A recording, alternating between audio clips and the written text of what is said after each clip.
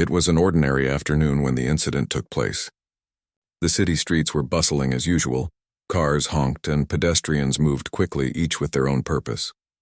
Among the crowd was a man who had spent years in service to his country. He was a lieutenant colonel in the army, someone who had earned the respect of his peers and superiors alike. His uniform was crisp, his steps purposeful, and his posture that of a leader. He had just finished a high-level meeting and was driving home, eager to spend a quiet evening with his family.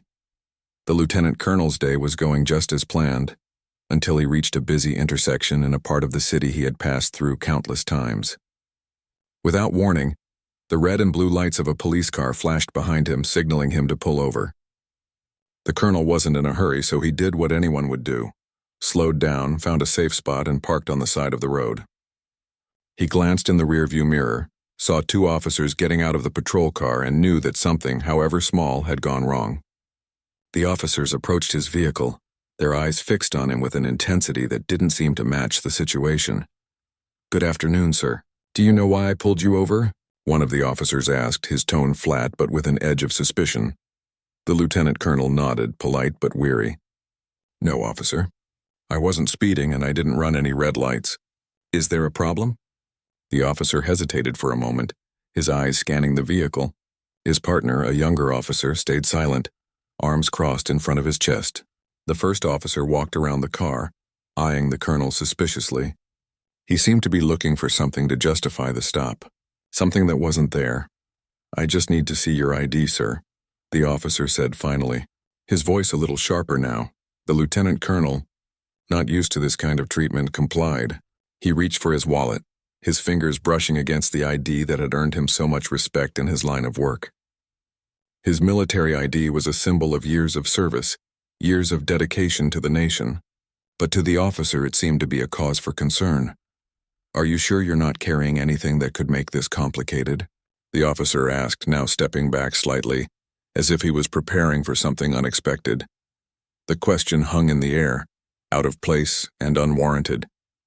The lieutenant colonel raised an eyebrow, a small frown forming on his face. "I'm an officer in the military, officer. I'm on my way home from a meeting." The officer didn't respond right away, but his partner seemed to be growing uneasy. The younger officer shifted his weight from one foot to the other, watching the lieutenant colonel with a sense of distrust. It was as if they weren't just dealing with a traffic stop anymore. Something about this man in his military uniform was unsettling to them. For a brief moment, the lieutenant colonel wondered if there had been some kind of misunderstanding. He had been stopped before for minor things, a broken taillight, a parking violation, but never like this. These officers weren't treating him like a civilian. They were treating him like a threat. The older officer suddenly reached for his radio. "We need backup," he muttered, speaking low enough that only his partner could hear. The lieutenant colonel's eyebrows furrowed. Why was backup needed? This was just a routine traffic stop. Before he could voice his confusion, the younger officer stepped forward, eyes wide and filled with unease. "Sir, can you step out of the car?" The request didn't feel like a suggestion. It felt like a demand. The lieutenant colonel, still calm but now alert, opened the door and stepped out. He knew the protocol. He was trained for situations like this. But nothing in his training had prepared him for the tension in the air or the sense of unease that grew stronger by the second.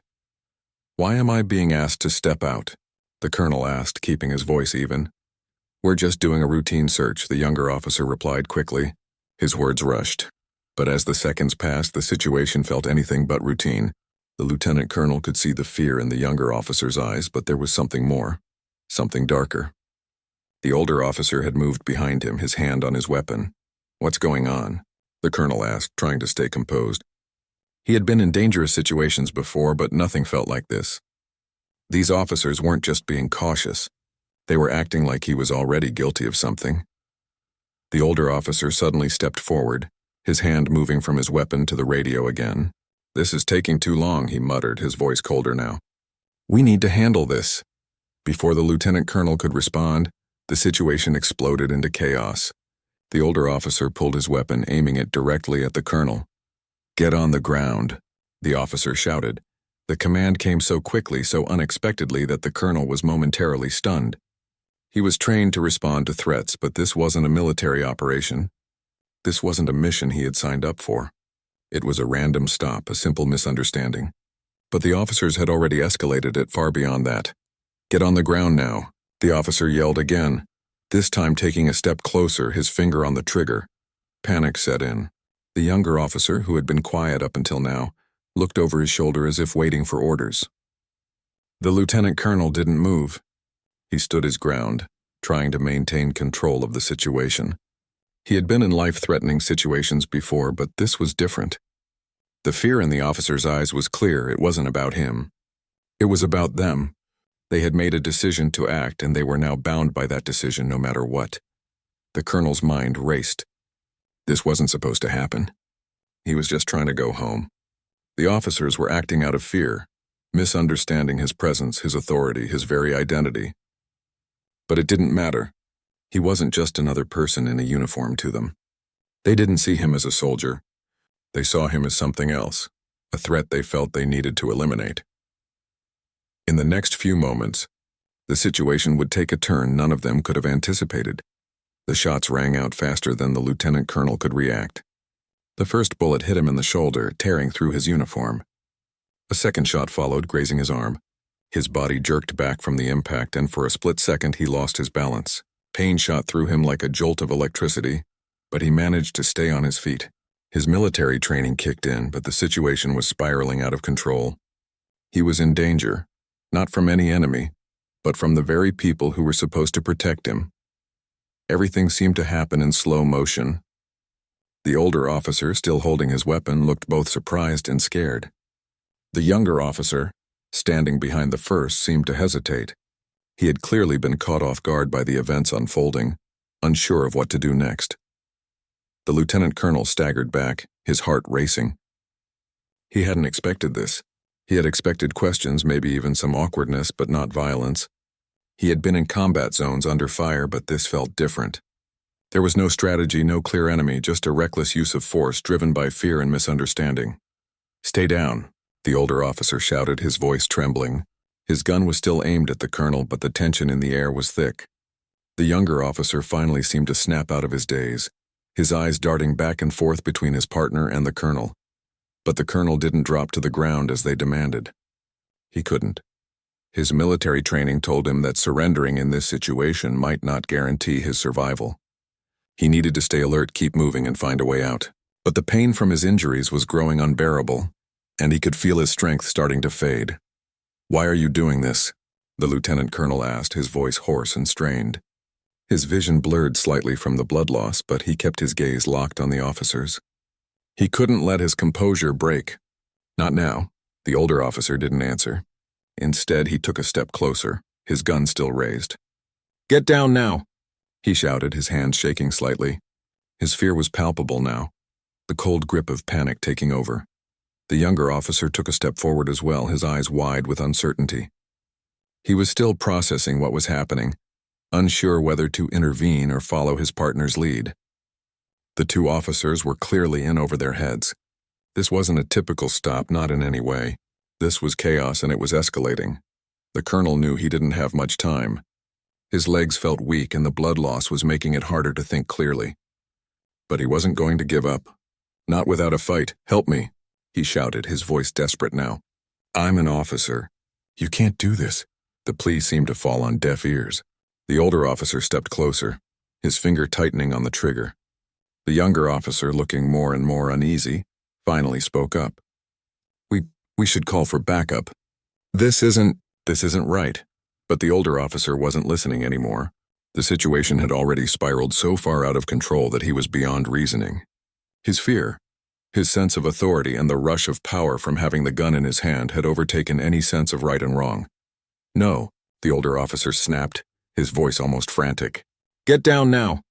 The lieutenant colonel's thoughts raced. He had trained for years to face dangerous situations, but this was nothing like what he had been prepared for. This wasn't an enemy. This was a breakdown of order, a moment where everything he had fought for, honor, duty, respect, meant nothing. The officers were not seeing him for who he was. They were seeing him through the lens of their own biases, their own fears. He was no longer a decorated officer, a leader of men, a protector of his country. To them, he was just a threat, someone they couldn't control. Another shot rang out, missing the colonel by inches, but he knew it was only a matter of time before the next one would hit. His instincts screamed at him to move, to run, but his body was betraying him. The pain from his injuries was too much. He was growing weaker by the second.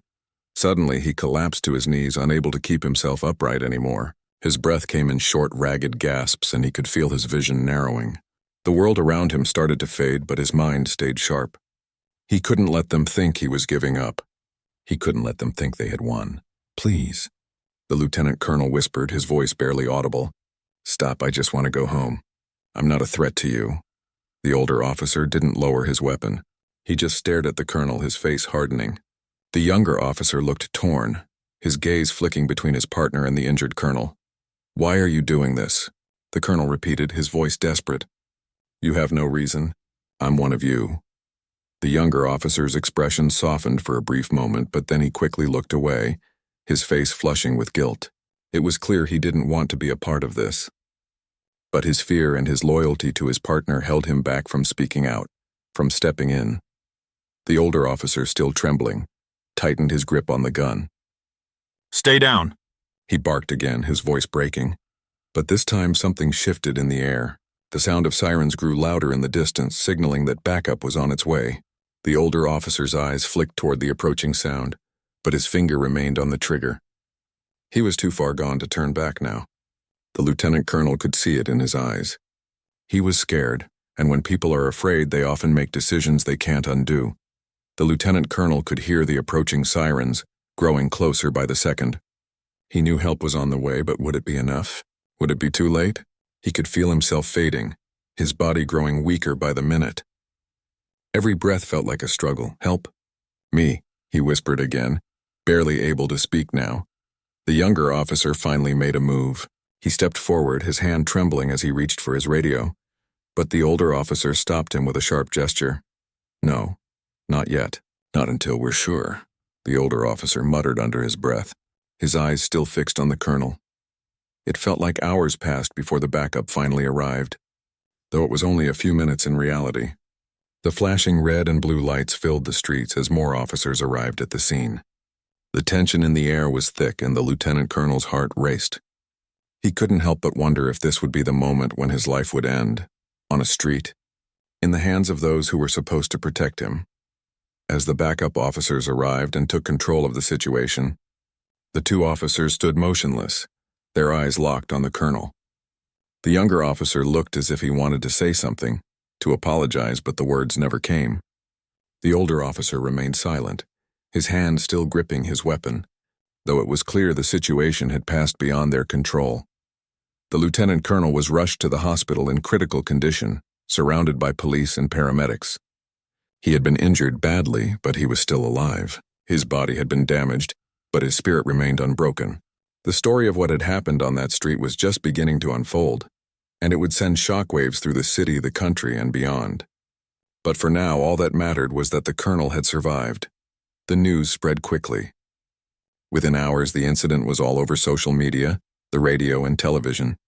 People couldn't believe what had happened. A decorated military officer, a man who had served his country with honor, had been shot by two police officers in broad daylight. The initial shock gave way to outrage. People were angry, hurt, and confused. The images of the wounded colonel being rushed to the hospital, his body covered in blood, flooded the media.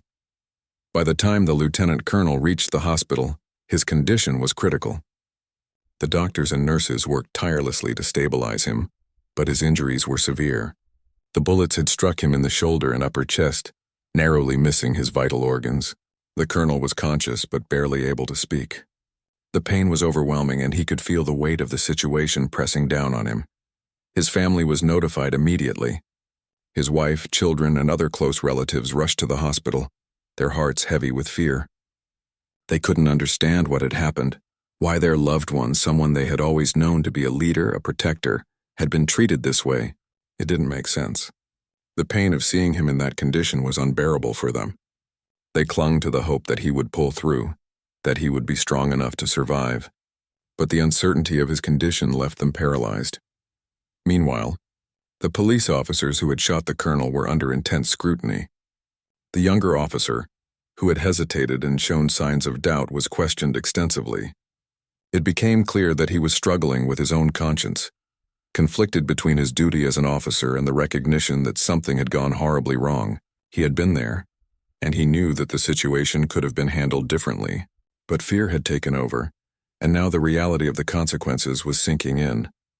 The older officer, on the other hand, was more steadfast in his stance. He had acted out of fear, yes, but he also believed that his actions were justified. In his mind, the colonel had been a threat, even though the evidence didn't support it. His refusal to back down made the situation even more complicated. The officer had become convinced that his actions, no matter how extreme, were the right ones, and now he was facing the aftermath of his decisions. The investigation began almost immediately. News outlets were all over it, demanding answers, seeking justice. The public wasn't going to let this go quietly. There were calls for accountability, for the officers to be charged, for the truth to come out. But the truth was not as simple as it seemed. The lieutenant colonel had been unarmed, but the officers' fear and prejudices had clouded their judgment. Protests began to erupt in the city, with people marching in the streets, chanting for justice. The anger was palpable. Signs with the colonel's image and slogans like "End police brutality" and "Justice for the Colonel" filled the streets. People of all races and backgrounds came together, united by a common cause. This was bigger than one person. This was about a system that needed to change. At the same time, the military began its own internal investigation. The Pentagon, along with other military leaders, issued statements condemning the shooting and calling for full accountability. The colonel's commanding officers expressed their shock and disbelief. They knew the man they had served with, respected and admired. They knew him as someone who always put duty first, who had risked his life countless times for the safety of others. To see him treated this way was unimaginable. As the days passed, the investigation began to uncover more details. The officers involved in the shooting had a history of complaints against them. There were reports of racial bias, excessive use of force, and a pattern of behavior that suggested they were unfit for duty. It was clear that this wasn't an isolated incident. The officers' actions were part of a larger problem, one that was deeply rooted in the system. The public's outrage grew as these details emerged. It was one thing to hear about an isolated incident, but to learn that these officers had been involved in similar situations before only fueled the fire. People began to demand change, not just in how law enforcement handled incidents like this, but in how they approached their work as a whole. The trust between the community and the police had been shattered, and the road to rebuilding that trust seemed long and uncertain.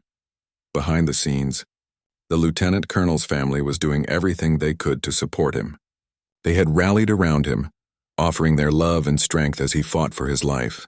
But as much as they wanted to believe that he would pull through, they couldn't ignore the reality of the situation.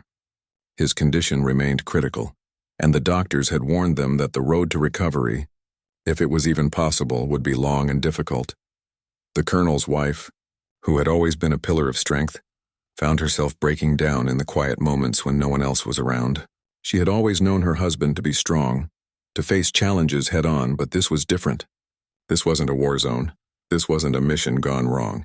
This was a betrayal of the highest order. The people who were supposed to protect him, who had taken an oath to serve and protect, had almost taken his life.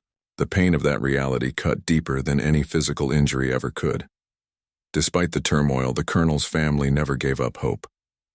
They stayed by his side, speaking words of encouragement, telling him they loved him, hoping that somehow he could hear them, hoping that somehow he could fight his way back to them. It was a long wait, filled with uncertainty, but they knew they couldn't let go of him, not yet. Meanwhile, the city continued to reel from the shock of what had happened.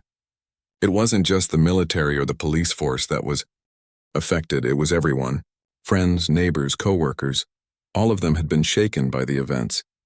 People started talking more openly about racism, about the systemic issues that allowed something like this to happen. It was no longer just about one man being shot. It was about a broken system that needed to be fixed. As the days turned into weeks, the investigation took on a life of its own. The media coverage intensified, with news outlets covering every detail of the case. The public was demanding answers, and those in power were being forced to respond. The Pentagon, along with other military and government officials, made public statements about the need for reform, but many people felt that words were not enough. They wanted action. They wanted to see real change, not just promises. The family of the lieutenant colonel, though devastated by what had happened, began to find strength in the support they received. They weren't alone in their fight. The public, the community, and even people from all over the country stood with them. They began to realize that this was not just their fight, but a fight for justice for everyone. Their tragedy had sparked a movement, and though the colonel was still fighting for his life, his legacy was already being written. And then, there was a moment of hope. The colonel's condition started to stabilize. It wasn't a full recovery, not yet, but it was a sign that he was holding on. The doctors were cautiously optimistic. There were still many challenges ahead, but the worst seemed to be over. The family clung to that hope, grateful for every small improvement. They knew there was a long road ahead, but they weren't giving up. As the investigation continued, as the protests grew louder, and as the world watched, one thing was clear: this incident was going to change everything. The system that had failed the lieutenant colonel, the system that had failed so many others, was being called into question. And it wasn't going to stop until things changed for good. The courtroom was packed. The tension in the air was palpable, and everyone seemed to hold their breath as the trial began. The story of the lieutenant colonel's shooting had spread across the country, and now the two police officers involved in the incident were facing the legal consequences of their actions. The media was there, cameras flashing, reporters scribbling down every detail. Outside, the crowd had gathered, and the protests continued. Signs with the colonel's image and slogans demanding justice filled the streets. The public's eyes were on the courtroom, waiting for answers. The trial was a pivotal moment for everyone involved. For the lieutenant colonel's family, it was a chance to see justice served. They had watched in anguish as their loved one fought for his life, and now they were hoping for something they had been denied so many times: accountability. They sat quietly in the courtroom, their faces a mixture of pain, anger, and resolve. They had waited for this moment for weeks, hoping that the truth would come to light and that those responsible for the shooting would be held accountable. The courtroom fell silent as the judge entered. The officers, still in their uniforms, stood up, their faces grim. They had not spoken to the media or to anyone about the incident, and now they would have to face the consequences of their actions. The younger officer, the one who had hesitated, stood with his eyes cast down. His shoulders slumped. He had already been through so much internally, questioning what had happened, and now he had to face the reality of it in front of a judge in a room full of strangers. He couldn't escape what had happened, no matter how hard he tried. The older officer, on the other hand, stood tall, his chest puffed out, his expression defiant. He was convinced that he had done the right thing, that he had acted in self-defense. He had always believed in the power of his badge and the authority it gave him. He didn't see the shooting as a mistake. He saw it as a necessary response to a perceived threat, and now he would defend himself in front of the world. The trial began with opening statements. The prosecution argued that the shooting was a clear case of excessive force, that the officers had no reason to open fire, and that the lieutenant colonel had done nothing to provoke them. They painted a picture of two officers who had acted out of fear, prejudice, and misunderstanding. They argued that the colonel, despite his military rank and authority, had been seen as a threat simply because of his race. The officers had let their biases dictate their actions, and as a result, the colonel had nearly lost his life. The defense, however, took a different approach. They argued that the officers had feared for their lives. They claimed that the lieutenant colonel had not followed their commands, that his actions were aggressive, and that the officers had acted in self-defense.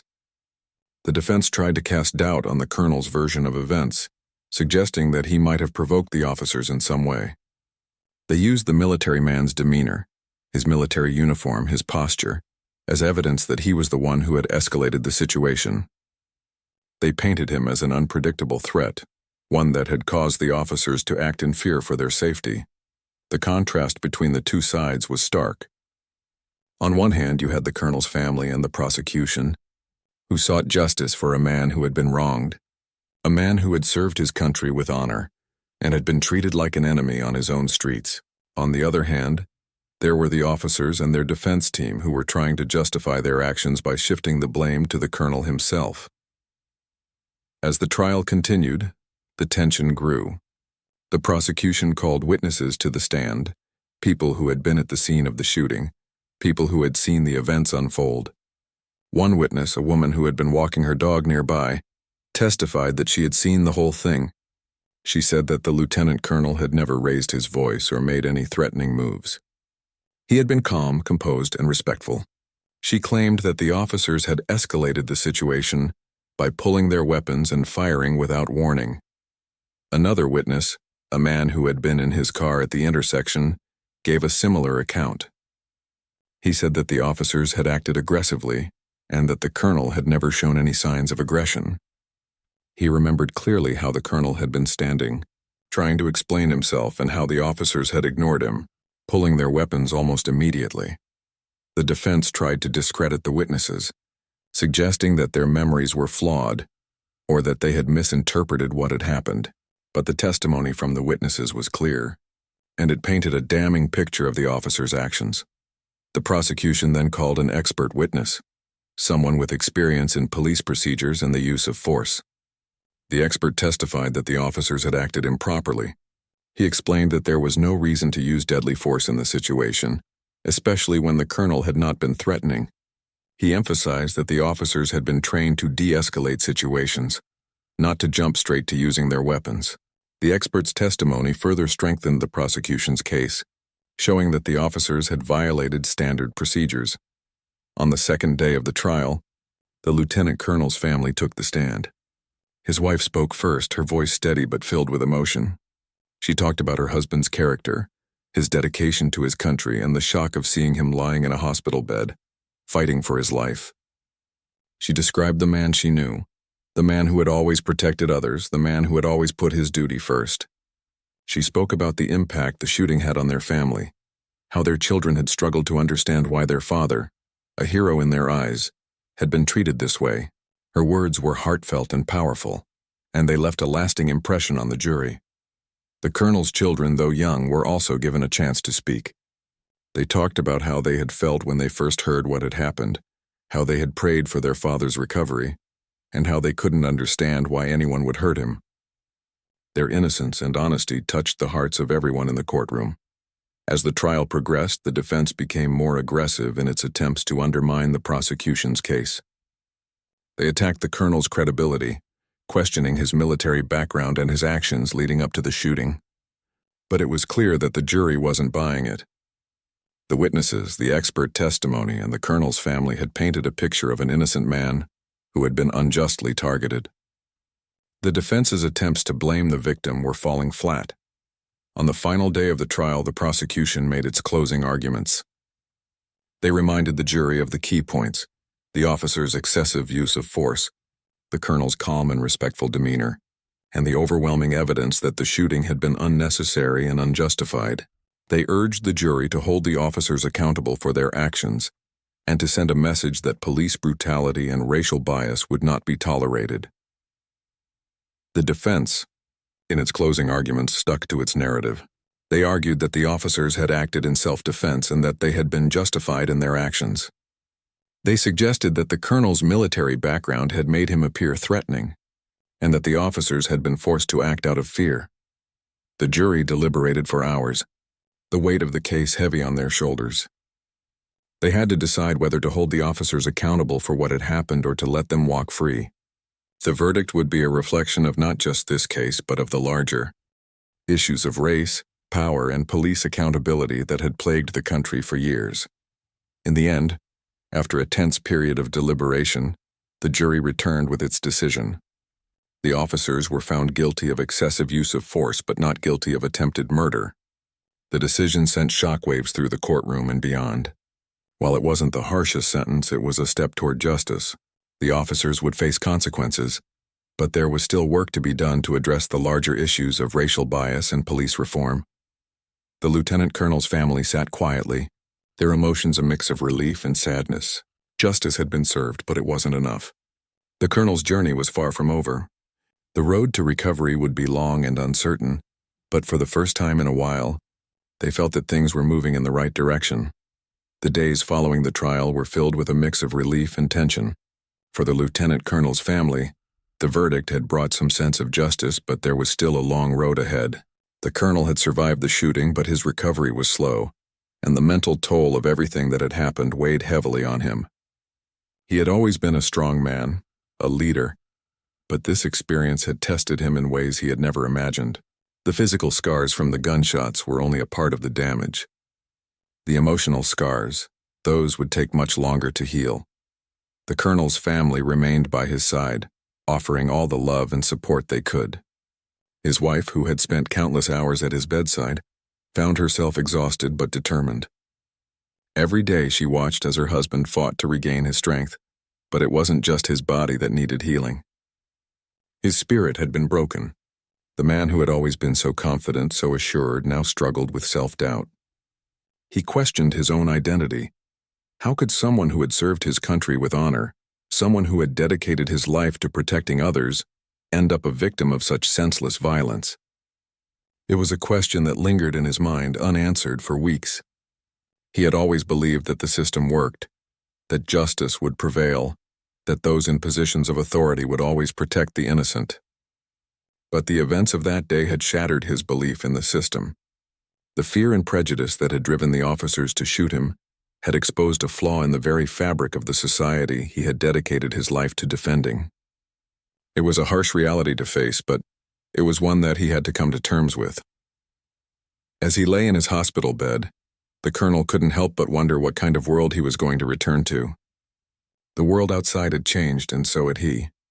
The anger and frustration that had simmered in the months following the shooting were still there, but they had begun to shift. He wasn't just angry at the officers. He was angry at the system that had allowed them to act with impunity.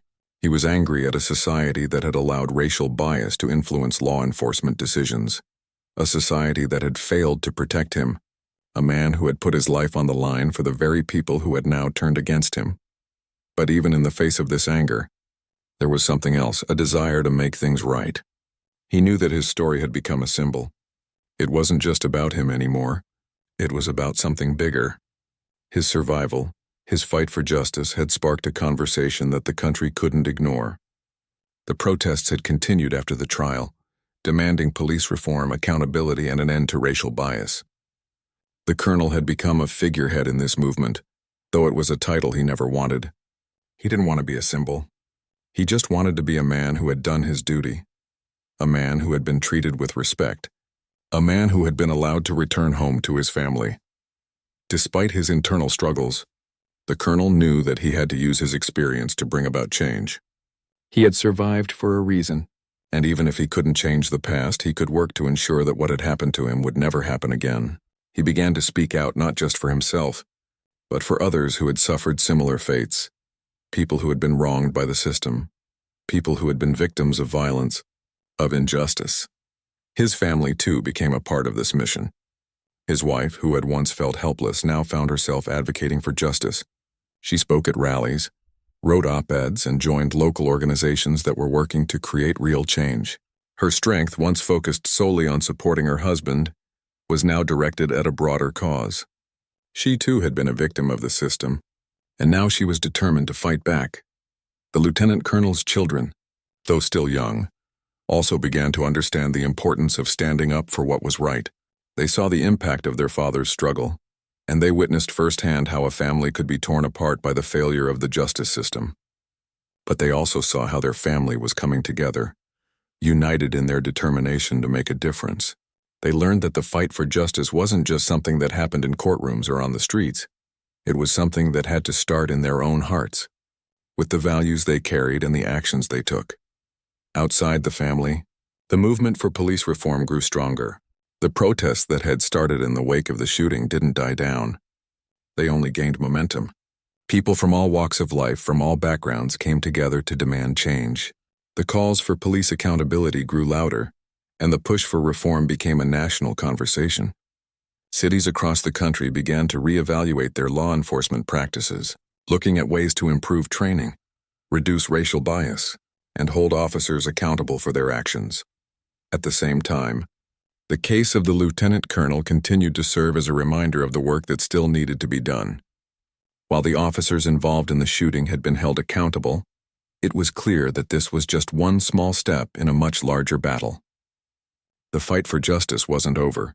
It had only just begun. For the colonel, the road to recovery was long and painful.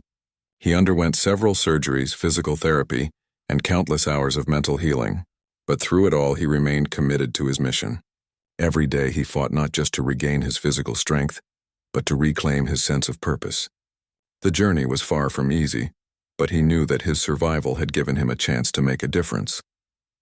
And that was something he wasn't willing to waste. As the months passed, the colonel began to speak more openly about his experience. He traveled across the country, meeting with lawmakers, speaking at rallies, and sharing his story. His words resonated with people everywhere. He spoke about his time in the military, about the sacrifices he had made, and about the pain of being betrayed by the very system he had worked so hard to protect. But he also spoke about hope, about the possibility of change, about the need for people to come together and demand better. His message was clear. The fight for justice wasn't just about one person. It was about all of us, and it had to start now. The lieutenant colonel's story continued to make waves, sparking debates, discussions, and calls for reform. It wasn't just the people in the streets who were listening. Politicians, law enforcement officials, and even the military were starting to take notice. His actions had brought attention to the flaws in the system, and now they were beginning to look at ways to fix them. But there was still a long way to go. The battle wasn't over, and the colonel, though tired, knew that the fight for justice would continue for as long as it took. His journey from the moment he had been shot to this point had been one of survival, healing, and growth. He had become a symbol of hope for many, but he was also a reminder that the work was far from done. As he looked back on everything that had happened, the shooting, the trial, the recovery, he realized that his life had been forever changed. But he also knew that he couldn't go back to the way things were. The system needed to change, and he was willing to fight for that change, no matter what it took. The movement for change that had started with one man's struggle was now a full-fledged campaign for reform. The lieutenant colonel, who had once been a quiet figure, now found himself at the center of a nationwide movement. His story, his survival, and his fight for justice had become a catalyst for a conversation that many people had been avoiding for too long. The world was watching, and for the first time, it seemed like real change might be possible. The colonel had always believed in the power of service, in the idea that his actions could help make the world a better place. He had spent years serving his country, risking his life for others, but never in his wildest dreams had he imagined that his story would become the focal point of such a crucial national conversation. His journey from victim to voice for reform was one that no one, including him, had predicted.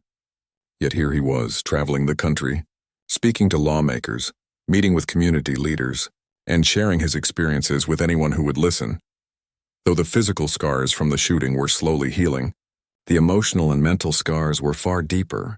The colonel had always been strong, but now he was learning to lean on others, his family, his friends, and the countless strangers who had rallied behind him. The pain of what had happened would never fully go away, but he had come to realize that it was no longer just his battle, it was everyone's battle. The fight for justice wasn't about one man or one case. It was about an entire system that needed to change. The media attention continued to follow him everywhere he went. News outlets, both local and national, covered his speeches and interviews. He didn't want to be a celebrity, but he understood the weight of his platform. He used every opportunity to speak out against the systemic issues within law enforcement, to talk about the ways in which bias and fear had shaped the treatment of people like him. He called for an end to police brutality, for better training for officers, and for accountability in every case of excessive force. But despite the growing momentum behind his cause, the colonel knew that the fight was far from over. Every time he spoke, there were those who criticized him, who told him that he was exaggerating, that the problem wasn't as widespread as he made it seem. He had grown accustomed to the voices of opposition, but they still stung. It was hard to see people deny the reality of what had happened, to see them ignore the truth simply because it didn't fit their narrative. One afternoon, while attending a rally in a city thousands of miles from his own, the colonel was approached by a young woman who had been listening to his speech. She looked at him with a mixture of admiration and gratitude. "Your story, it's given me hope," she said. I didn't know what to do before, but now I feel like maybe I can be part of this change too. Thank you for speaking up. The colonel nodded, his heart swelling with emotion. He had heard similar sentiments from so many others, from people who had been inspired by his courage, by his willingness to speak out when so many others stayed silent. In that moment, he realized that his story wasn't just about one man's survival. It was about sparking something in others, something that would carry the message forward long after his voice had faded from the public eye. The rally was just one of many, and as the colonel continued his nationwide tour, he saw firsthand how much the country was changing. What had started as a protest against one isolated incident had now become a full-fledged movement for police reform. Cities were beginning to take action, reevaluating their police forces, setting up new training programs, and instituting policies to reduce racial bias. While the work was far from complete, these small steps were signs that change was possible. For the colonel, the work wasn't over until he saw the systemic changes he had been advocating for. He wasn't interested in passing laws that would make headlines. He wanted to see real, lasting change. He spoke with lawmakers, urging them to pass bills that would hold police officers accountable for their actions and make sure that incidents like his would never happen again. He talked about community policing, about the need for officers to build trust with the people they served, rather than acting out of fear and aggression. But as he continued his work, he began to understand the complexity of the situation. It wasn't just about holding individual officers accountable. It was about changing the entire system.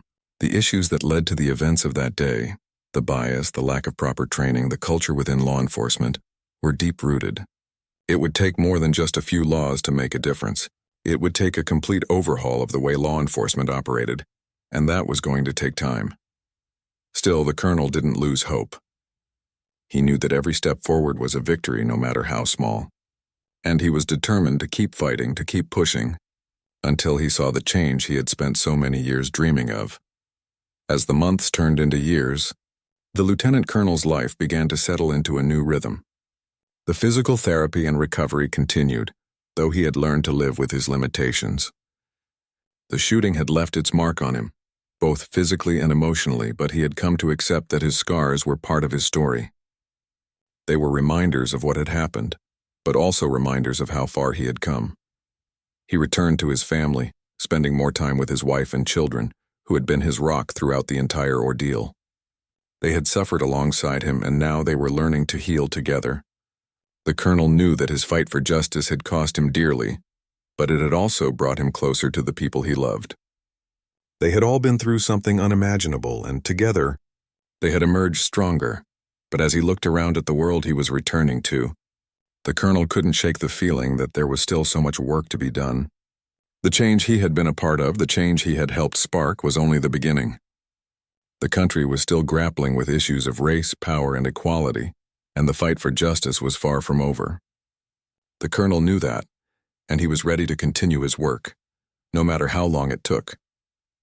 He spent the next several years working with community leaders, law enforcement officials, and lawmakers to continue pushing for change. The work was slow, but it was steady. He knew that nothing worth fighting for came easily, and he was determined to keep pushing until he saw the changes he had fought for become a reality. One day, as he stood in front of a crowd at another rally, the colonel found himself reflecting on how far he had come. He thought about the day he had been shot, the pain, the fear, and the uncertainty. He thought about the trial, the long road to recovery, and the moments when he had almost given up. But here he was, standing strong, surrounded by people who believed in the cause he had dedicated his life to. The colonel had come to understand that true change didn't happen overnight. It was a slow, difficult process, filled with setbacks and struggles. But it was also a process filled with hope, with the belief that things could get better if only people were willing to fight for it. He had seen firsthand what that fight could accomplish, and he was more determined than ever to continue his work. The world had changed, and so had he. But the journey was far from over. The colonel knew that, and as he looked ahead to the future, he felt a sense of peace. He had done his part, and he would continue to do so for as long as it took. He was no longer just a victim. He was a voice for change, a symbol of hope, and a reminder that no matter how dark the road might seem, there was always a way forward. And so, with every step he took, the lieutenant colonel continued his fight. Not just for himself, but for everyone who had been wronged by the system. For everyone who had been silenced, overlooked, or forgotten. For the future, for justice, and for a world where everyone, regardless of their race, their background, or their position, was treated with the respect and dignity they deserved.